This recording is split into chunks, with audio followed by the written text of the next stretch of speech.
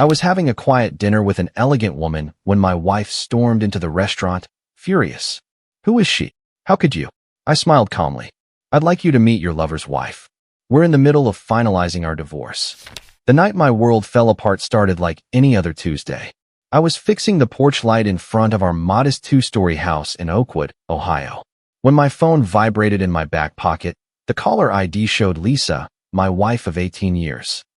I almost did not answer, thinking she was calling to remind me of some household chore I had forgotten.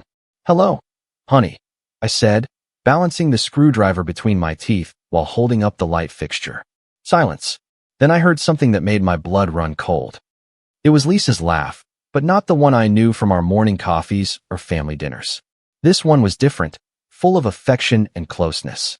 The kind of laugh you share with someone you feel very connected to, not your spouse. "Oh my God, Brandon, you're incredible," I heard her say into the phone. "I can't believe we have 3 whole days together." My hands started shaking. The screwdriver clattered onto the porch floor. "Lisa," I whispered, but she could not hear me. It was a pocket dial, the kind that reveals everything you are not supposed to know. "Tell me again how much more exciting you are than boring old Matt," she continued, and my heart stopped cold. "Matt, that was me. She was talking about me." A man's voice replied, deep and confident. "Babe, your husband would not know how to bring real connection into a relationship if his life depended on it. You told me yourself. The same routine every time. No spark, no excitement. What a bore." They both laughed, and the sound felt like broken glass in my chest. "My name is Matt Thompson, by the way. I am 47 years old, owner of Thompson Home Repair Services. The guy who fixes your leaky faucets and builds your garden decks.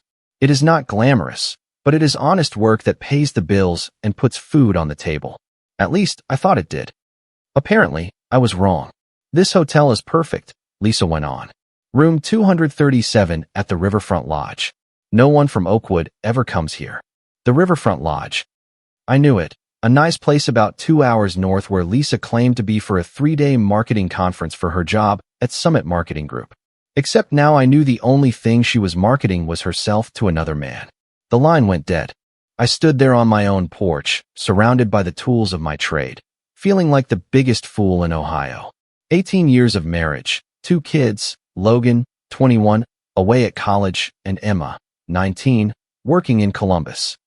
A mortgage we had paid down together, dreams we had shared, a life I thought we had built in partnership. It was all a lie. But here's the thing about being a handyman. You learn how to fix broken things.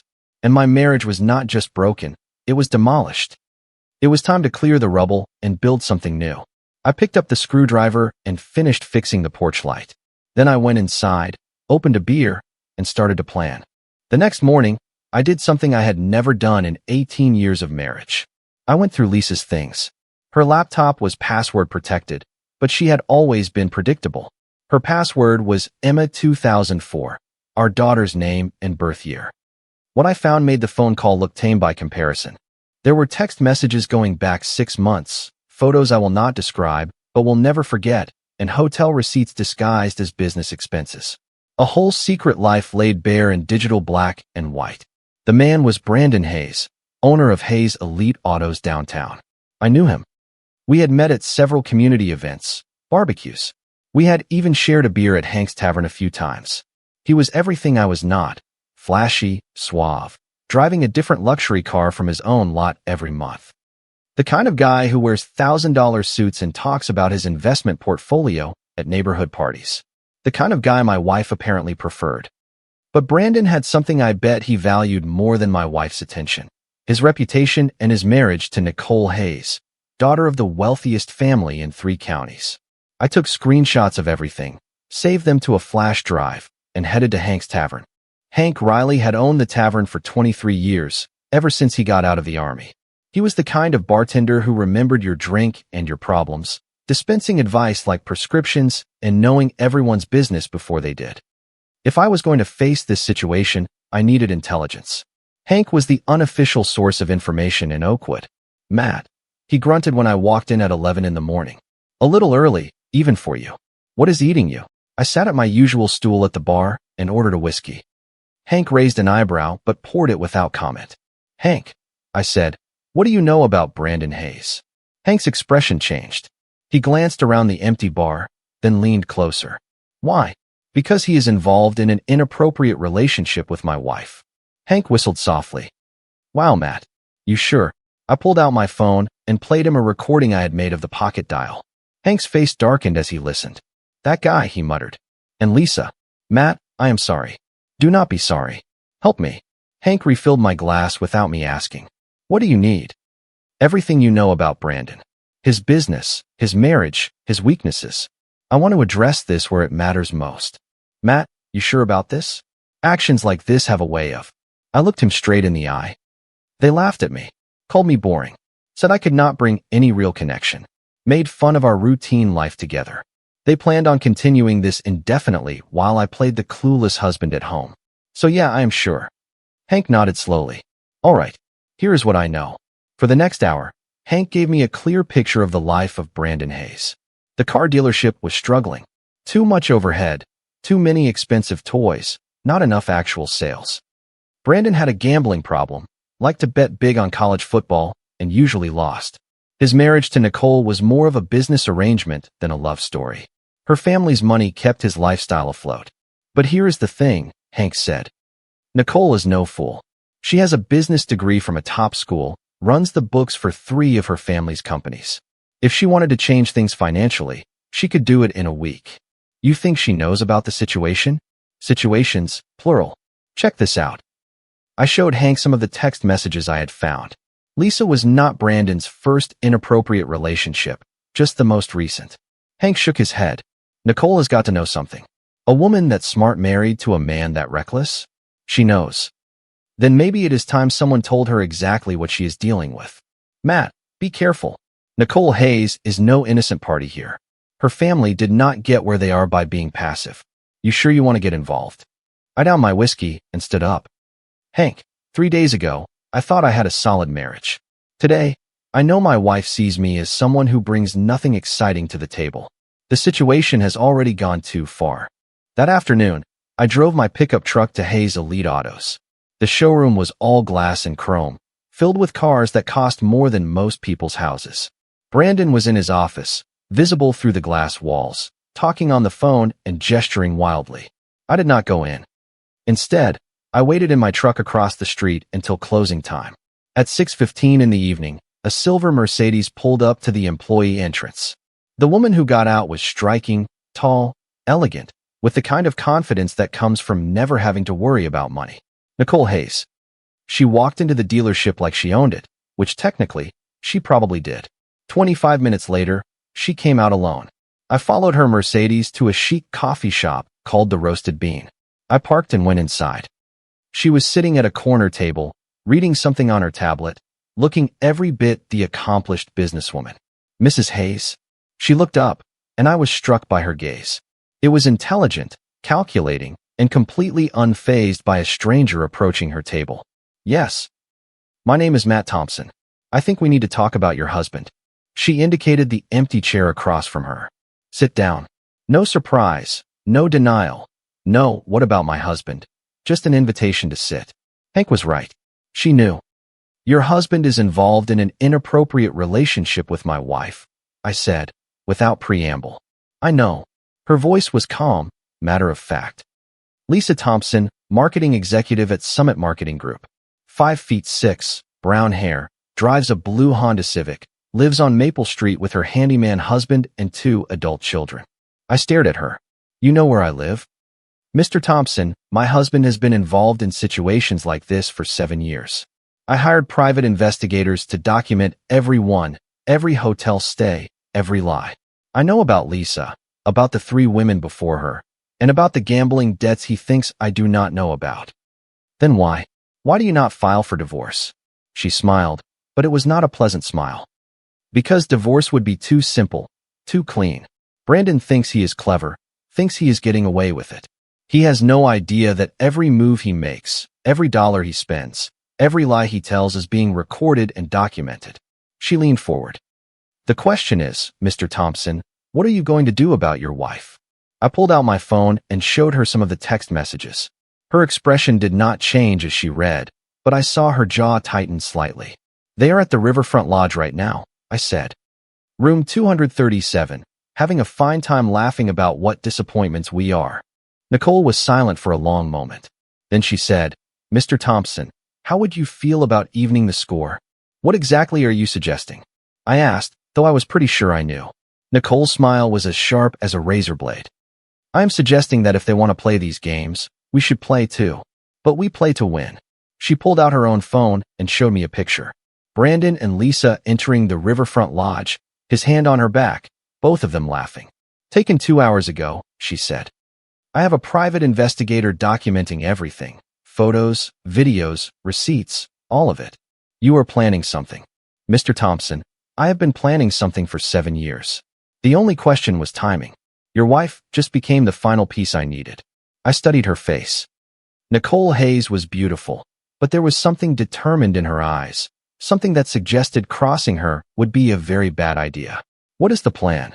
First, we need to understand what we are really dealing with. She pulled out a tablet and opened a file labeled Brandon Evidence. Your wife is not Brandon's first situation, and she will not be his last. He has a pattern. She showed me a timeline stretching back 7 years. Photos of Brandon with different women, hotel receipts, credit card statements, even recorded phone calls. He targets married women, Nicole continued. Usually ones who feel neglected or unappreciated. He overwhelms them with attention, makes them feel special, convinces them their husbands do not understand them. Classic pattern. And you just let this happen? I documented it happening. There is a difference. Her voice was ice cold. I needed enough evidence to address this completely when the time came. But I also needed something else. Plausible deniability for what I was going to do to protect myself. She opened another file on the tablet. This one was labeled Financial Review, Brandon Debts. Your husband is in debt to some very unpleasant people, she said. Gambling debts, mostly. About $200,000 to a bookie in Chicago who does not take kindly to late payments. I whistled. $200,000? Brandon thinks I do not know. He has been slowly taking money from our joint accounts, selling cars from the lot, and pocketing the cash. Even forged my signature on some documents. All of which I have documented. So you could have him face legal trouble for fraud. I could, but that would be too straightforward. She sat back in her chair. Mr. Thompson, what would hurt your wife more than anything? I thought about it. Public embarrassment. Lisa cares more about her reputation than anything else. She is always worried about what people think, what they say about her. Exactly. And what would hurt Brandon the most? Losing his money, his status, his image as a successful car dealer. Exactly. Again. Nicole closed the tablet. So here is what we are going to do. We are going to give them exactly what they want. Each other. And then we are going to make sure everyone in Oakwood knows exactly what kind of people they really are.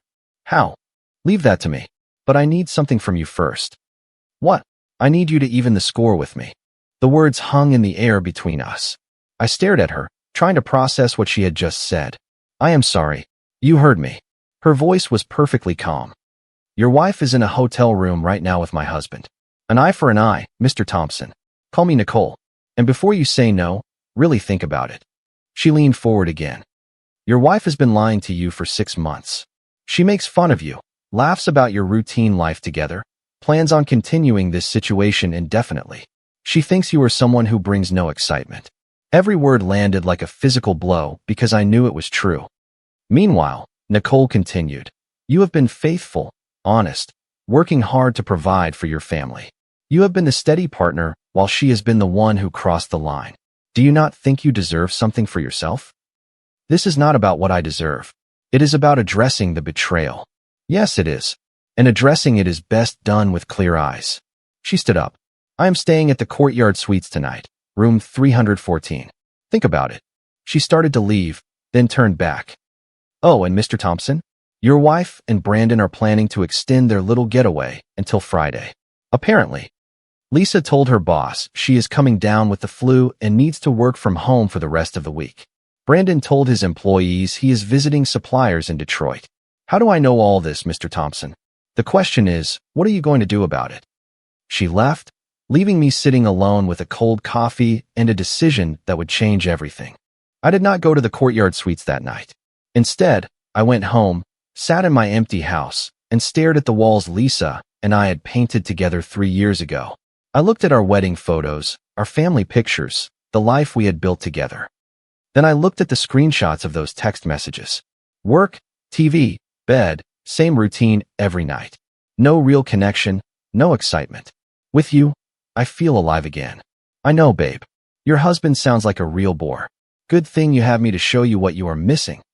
Sometimes I wonder what my life would be like if I had never married him. Do not worry about that, bore. Just focus on us. I read them over and over until the words burned themselves into my brain. Then I drove to the Courtyard Suites. Nicole answered the door in a silk robe, a glass of wine in her hand. She looked at me for a long moment, then stepped aside to let me in. I was not sure you would come. Neither was I. Her room was a suite, elegant and expensive. She had ordered room service, cheese, crackers, a bottle of wine that probably cost more than I made in a week. Drink, she asked. I nodded. She poured me a glass of wine, and we sat at opposite ends of the couch, not talking, just drinking and thinking about what we were about to do. Second thoughts? She finally asked. Third and fourth thoughts. But you are still here. Yes. Why? I thought about how to answer that. Because I am tired of being the steady guy who gets walked all over. Because my wife thinks I am someone who brings no spark. Because 18 years of marriage apparently means nothing to her. And because you are right. An eye for an eye. Nicole set down her wine glass and moved closer to me on the couch. Matt, can I ask you something personal? Go ahead. When was the last time your wife made you feel truly wanted? Not just tolerated. I thought about it and realized I could not remember. It has been a long time. When was the last time she initiated any real closeness? I do not know. Months, maybe longer. When was the last time she told you that you were handsome or that she was lucky to have you? The answer was never, but I could not bring myself to say it out loud. Nicole reached out and touched my face. You are a good man, Matt Thompson. You deserve better than what she has been giving you. What happened next was a moment of intense connection. We spent the night together, and for the first time in years, I felt desired. Not tolerated, not put up with, but actually wanted. It was everything my marriage had not been for years. Passionate, intense, connected. Nicole was attentive and responsive in ways that made me realize just how absent that had been in my relationship with Lisa. Afterward, we lay in bed, talking about our marriages, our disappointments, our plans for addressing the situation. Tomorrow, Nicole said, we start phase 2, which is making sure everyone in Oakwood knows exactly what kind of people our spouses really are. How? She smiled that determined smile again. Leave that to me. But first, we need more evidence. I want pictures of them together, somewhere public where people will recognize them. They are supposed to be back on Friday. They are, but they are also planning a little outing tomorrow night. Dinner at the Garden House, that upscale restaurant downtown. Brandon made the reservation under a fake name, but my investigator is tracking his credit cards. That is pretty bold, going somewhere local. Brandon is getting reckless. He thinks he is untouchable. Nicole turned to me. We will be there too. Different table, but close enough to get pictures. And then we spring our trap. The next evening, I put on my best suit, the one I had worn to my daughter's high school graduation, and met Nicole at the Garden House. She looked stunning in a black dress that probably cost more than my pickup truck, and I felt a flash of pride walking in with her. We were seated at a table with a perfect view of the restaurant. 25 minutes later, Brandon and Lisa walked in. Seeing them together in person was like a punch to the gut. Lisa was wearing a dress I had never seen, something red and expensive. She was laughing at something Brandon said, touching his arm, looking at him the way she used to look at me 20 years ago. Brandon was in his element, expensive suit, gold watch, playing the part of the successful businessman to the hilt. He ordered wine without looking at the prices, made a show of tasting it for the server, and generally acted like the big shot he thought he was.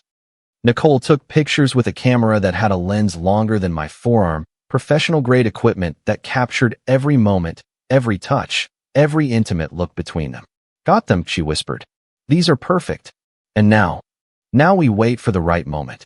That moment came when Brandon excused himself to go to the restroom. Nicole stood up immediately. Where are you going? To introduce myself to your wife. Before I could stop her, Nicole walked over to Lisa's table. I could not hear what she said, but I saw Lisa's face go pale. They spoke for maybe 30 seconds. Then Nicole handed Lisa something, a business card perhaps, and walked back to our table. What did you say to her? I told her that her husband knows exactly where she is and who she is with. I told her that if she wants to avoid a very public scene, she should check her phone in exactly 5 minutes. Nicole, what did you do? I sent her the pictures. All of them. Tonight, the last 6 months, everything. My phone vibrated. A text from Lisa. Matt, we need to talk. Now. She is texting me. Perfect. Text her back. Tell her you will talk when she gets home. Tell her you have some things to show her, too. I did as Nicole suggested. Lisa's reply was immediate. Matt, please. It is not what it looks like. I showed it to Nicole. Oh, it is exactly what it looks like. Text her back. It looks like you are having dinner with Brandon Hayes while you are supposed to be at a marketing conference. It looks like you have been lying to me for 6 months. We will talk when you get home. I sent the text. Across the restaurant, I watched Lisa read it, her face getting paler by the second. Brandon returned from the restroom, and she immediately started talking to him urgently. He looked around the restaurant, spotted us, and his face went through several interesting shades of color. I think they are about to leave, I said. Good. Let them go. The real show starts tomorrow. What happens tomorrow? Nicole's smile was absolutely determined. Tomorrow, we make sure everyone in Oakwood knows exactly what Brandon and Lisa have been up to, and then we give them a choice. Face the consequences of their actions, or face something much, much worse. Lisa got home at 11:30 that night. I was waiting in the living room with a beer and a manila folder full of printed out screenshots, hotel receipts, and credit card statements. She walked in, trying to look defiant, but I could see the fear in her eyes. Matt, we need to talk. Yes, we do. Sit down. She perched on the edge of the couch, as far away from me as she could get. I can explain. Explain what? Explain how you have been involved in this situation with Brandon Hayes for 6 months? Explain how you have been lying about business trips? Explain how you laugh about our routine life together with your partner in this. Her face crumpled. You heard that. I heard everything, Lisa. The pocket dial Tuesday night. Room 237 at the Riverfront Lodge. How boring I am. How I bring no excitement. All of it. Matt, please. I am not finished. I opened the folder and started spreading pictures out on the coffee table. 6 months of evidence. Hotels, restaurants, text messages, photos. You want to explain this? Lisa looked at the pictures and started to cry. Not the pretty kind of crying you see in movies, but desperate sobs. I never meant for this to happen, she said between sobs. But it did happen. For 6 months. It happened while I was working 60-hour weeks to pay for this house, your truck, the kids' college. You were involved with Brandon Hayes. You do not understand. Then make me understand. Make me understand how 18 years of marriage means so little to you that you could throw it all away for some flashy car dealer with a gambling problem. That got her attention. Gambling problem? Oh, you did not know? Brandon owes $200,000 to a bookie in Chicago. He has been stealing from his own dealership to pay for it. But I guess he did not mention that in between sessions of making fun of your steady husband. Lisa wiped her eyes. Matt, I know you are hurt. Hurt? I stood up. Lisa, hurt is when you forget our anniversary. Hurt is when you are too tired for closeness. This is betrayal. This is 18 years of my life wasted on someone who thinks I am a disappointment. I never said. You said exactly that. I have recordings, Lisa. I have everything. She was silent for a long time. Then she said, what do you want? I want a divorce. Matt, please. We can fix this. We can go to counseling. Counseling. I laughed, but the sound was bitter to my own ears. Lisa, you planned on continuing this situation indefinitely. You told Brandon that sometimes you wonder what your life would be like if you had never married me. What exactly would we talk about in counseling? I was confused. I made a mistake. 6 months is not a mistake. 6 months is a choice. A choice you made every single day. Lisa stood up and tried to move toward me, but I backed away. Do not. Matt, I am just trying to. Do not. Just do not. Matt, I love you. No, you do not. You love the security I provide. You love having someone to pay the bills while you create a different life with your partner. But you do not love me. My phone vibrated. A text from Nicole. Phase 2 starts tomorrow. Are you ready? Who is that? Lisa asked. Nicole Hayes, Brandon's wife. We have been comparing notes. Lisa's face went white again. What does that mean? It means she knows everything, too. It means your little secret is not so secret anymore. Matt, what are you planning? I looked at my wife, my soon-to-be ex-wife, and felt nothing but contempt. I am planning on making sure everyone in Oakwood knows exactly what kind of person you really are. You cannot. I can and I will. Unless you want to make this easy and sign the divorce papers. I am not signing anything. Then you will face the consequences. Lisa tried a different approach. Matt, think about the kids. Think about Logan and Emma. Do you really want them to know about this? The kids? You mean the kids you were perfectly willing to lie to for 6 months? The kids whose college fund you helped drain with your hotel receipts and expensive dinners. That is not fair. Fair. I walked over to the window. You know what is not fair, Lisa? Working your tail off for 18 years to build a life with someone only to find out they think you are a disappointment. You know what is not fair? Being faithful and honest while your spouse laughs about you with their partner. I turned back to face her. You want to talk about fair? Tomorrow, everyone in Oakwood is going to know what you and Brandon have been up to. Your boss, your coworkers, your friends, everyone. And then we will see how fair you think life is. Matt, please. Go to bed, Lisa. Sleep in the guest room. And tomorrow, you can decide whether you want to sign these divorce papers or face the alternative. She started to say something else, but I held up a hand. We are done talking. Get out of my sight. She left, and I sat back down with my beer and my folder full of evidence. Tomorrow, Nicole and I would execute phase 2 of our plan. Tomorrow, Brandon and Lisa would learn that actions have consequences. Tomorrow, I would stop being the steady guy who gets walked all over and start being the one who addresses the situation. I finished my beer and went to bed, sleeping better than I had in months. The next morning, Lisa tried one last time to talk me out of what she thought I was planning. She made my favorite breakfast, pancakes and bacon, and sat across from me at the kitchen table like we were a normal married couple. Matt, she said, I know you are angry, and you have every right to be. But please, think about what you are doing. I am thinking, very clearly. If you expose this, it will hurt everyone. Me, you, the kids, even Brandon's family. You should have thought of that 6 months ago. I will sign the divorce papers. We can do this quietly.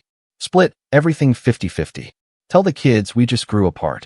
I looked at her across the table, this woman I had loved for 20 years, and felt nothing at all. Too late for that, Lisa.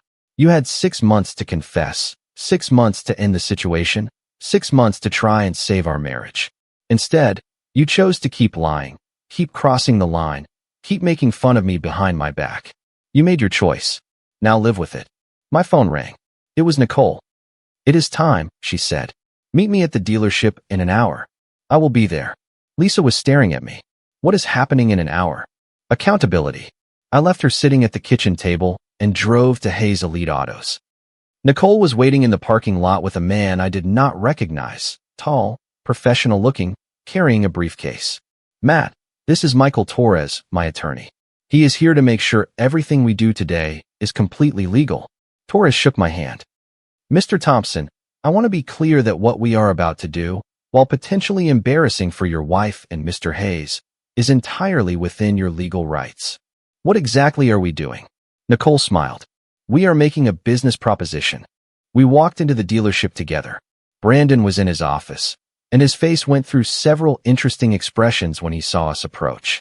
Brandon, Nicole said, walking into his office without knocking. I would like you to meet Matt Thompson.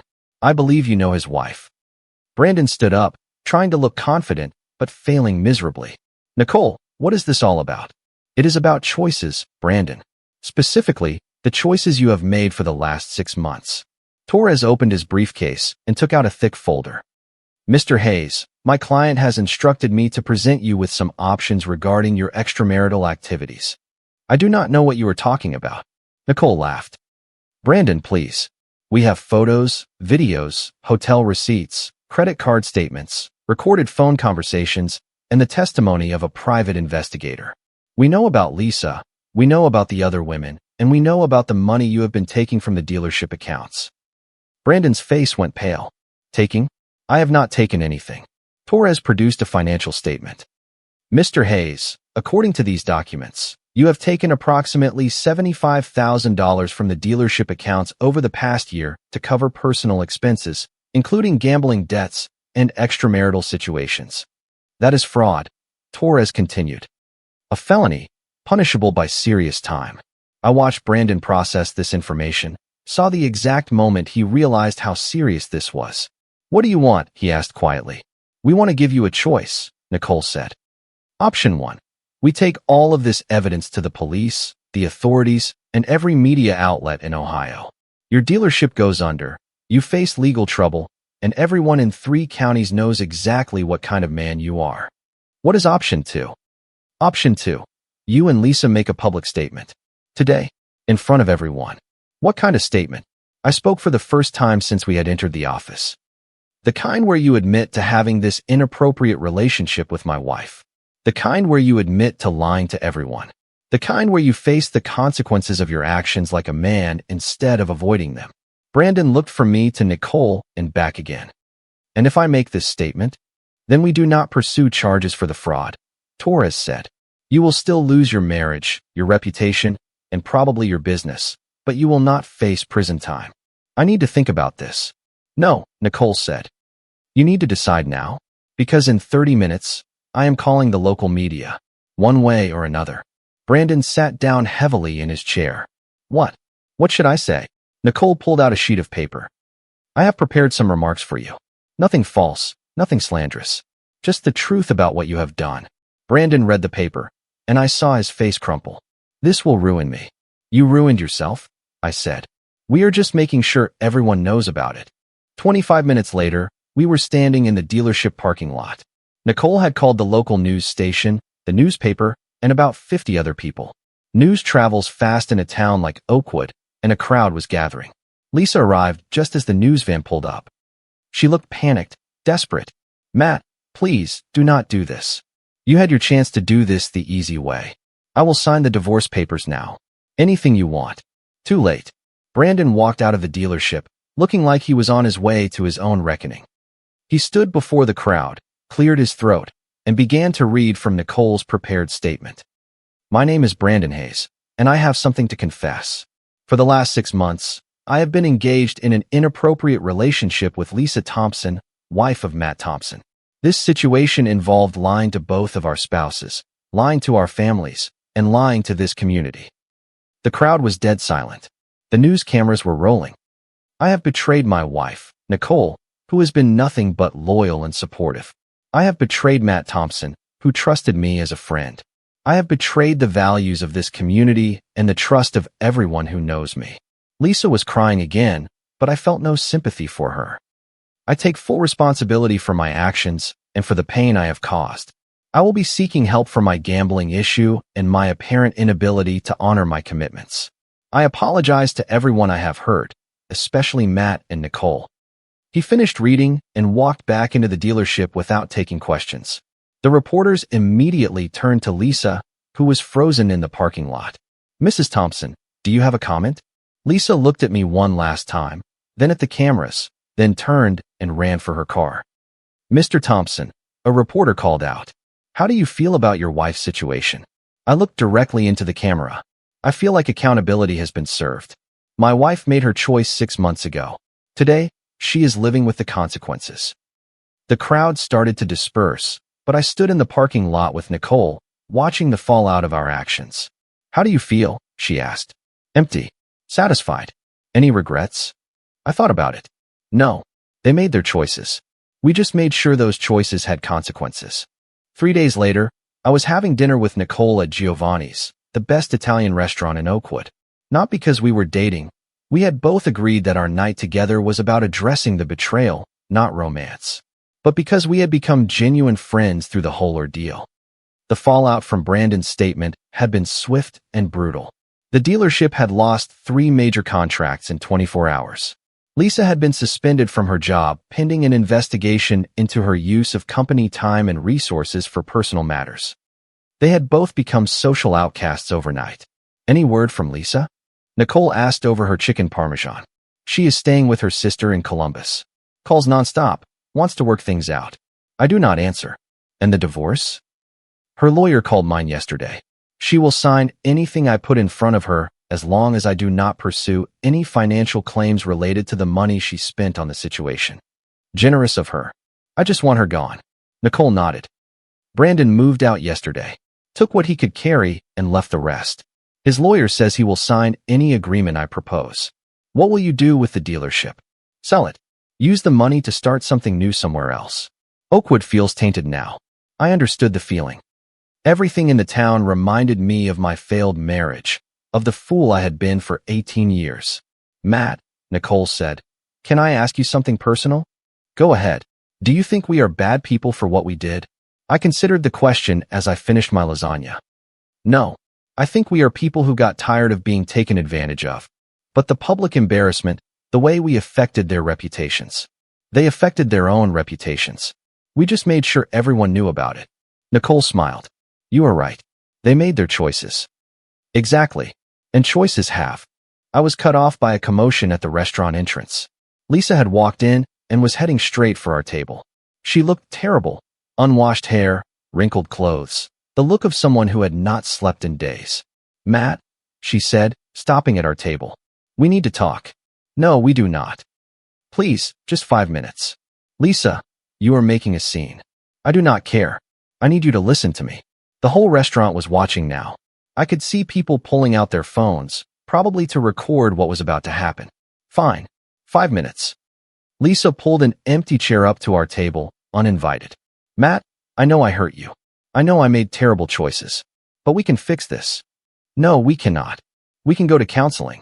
We can work through this. 18 years of marriage has to count for something. 18 years of marriage did not count for anything when you were involved with Brandon Hayes. Several people at nearby tables turned to stare. Lisa's face flushed. You do not have to be cruel. Cruel? I laughed. Lisa, you spent 6 months laughing at me with your partner. You called me boring, routine. You said I brought no excitement. You lied to me every single day, and I am the one being cruel. I was confused. You were selfish. There is a difference. Nicole had been silent during this exchange, but now she spoke. Mrs. Thompson, perhaps this conversation would be better had in private. Lisa turned on Nicole with pure frustration in her eyes. This is all your fault. You influenced my husband, turned him against me. I did not have to turn him against you. You did that all by yourself. You spent the night with him. You are just as involved as I am. No, Nicole said calmly. I am exactly as involved as you are. The difference is, I am not pretending to be the victim. Lisa stood up abruptly, her chair scraping loudly against the floor. Matt, if you do not come home and fix this, you will regret it. Is that a threat? It is a promise. You think you can embarrass me and just walk away? You think you can affect my life and face no consequences? I stood up, too, and I could feel the anger rising in my chest. Lisa, you affected your own life. I just made sure everyone knew about it. You ruined everything. I ruined everything? My voice was rising, and I did not care. I worked 60-hour weeks to pay for our life. I was faithful for 18 years. I supported your career, your dreams, your goals, and you threw it all away for some flashy car dealer with a gambling problem. You were never there for me emotionally. The heck I was not. I was there every single day for 18 years. You are the one who checked out of our marriage. Do you not get it? You wanted excitement. So you found it with Brandon. Connection? You took it from him. To feel special? He fed you lies that your steady husband was holding you back. Lisa was crying, but I felt nothing. Matt, please. No. You chose Brandon. You chose the lies. You threw away 18 years for 6 months of something that was never real. I slid an envelope across the table. Divorce papers. Sign them. I will not. Then you get nothing. No money. No house. No more secrets I am keeping for you. And everyone will know exactly why this marriage ended. She glanced around the crowded restaurant at the dozens of eyes on us and whispered, This is not over. Yes, it is. She stormed out, leaving the papers behind. The room fell silent, then buzzed back to life. Nicole raised an eyebrow. Dramatic. She will sign, I said. She cares more about her image than anything. I just affected it in public. 2 days later, the signed papers arrived at my lawyer's office. I got the house, the business, my retirement. Lisa got her car, and what was left of the joint account after her legal fees. Hank refilled my beer at the tavern. Any regrets about addressing the situation? None. They deserve the fallout. Brandon, bankrupt and divorced, sold the dealership to cover his gambling debts and now sells used cars in Omaha. Lisa, staying at her sister's place, jobless, alone. The door opened. A woman in her 40s walked in. Warm eyes, an easy smile. She ordered a glass of wine and sat 2 stools down. New in town. Hank asked. Just moved from Chicago. I start at the bank on Monday. Welcome. I am Hank. This is Matt. She turned. Hi, Matt. I am Emily. We talked for an hour. About her move, small town life, her own divorce years ago. She was bright, funny, honest. She stood to leave. Maybe I will see you around. I would like that. After she left, Hank smiled. New beginning material right there. I am not ready. You are 47, man. Do not let the bitterness win. He was right.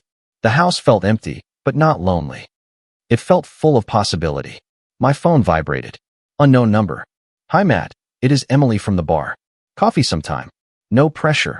I smiled and texted back. Tomorrow afternoon works. I cannot wait. 3 years later, Emily and I got married in a small ceremony at Hank's Tavern, surrounded by people who genuinely cared. A card arrived from Lisa. No return address, postmarked from Florida. I threw it away without reading it. Some chapters end in pain. Others begin in quiet victory. The best way to address betrayal is not ruin. It is building a life so good that the situation fades into nothing more than a bad memory you rarely think about. I learned that the hard way, but I learned it. Comment. Hey everyone, stories like this always make me reflect on how important self-respect really is in life. I believe we all deserve to be treated with genuine care and honesty in our relationships. When someone crosses a clear boundary, it's okay to stand up for yourself and choose better. Healing starts the moment we stop accepting treatment that hurts our hearts. Taking responsibility for our own peace is one of the strongest things we can do. Sometimes choosing calm over continued pain is the kindest choice we can make for ourselves. Be gentle with yourself while you heal. You truly deserve that. I hope this encourages you to think about the relationships in your own life right now. Building a life filled with respect and real connection is always possible. I'd love to hear what this made you feel or think about. Please share your thoughts below. If you like the stories, don't forget to leave a comment and support the channel by subscribing. See you in the upcoming stories.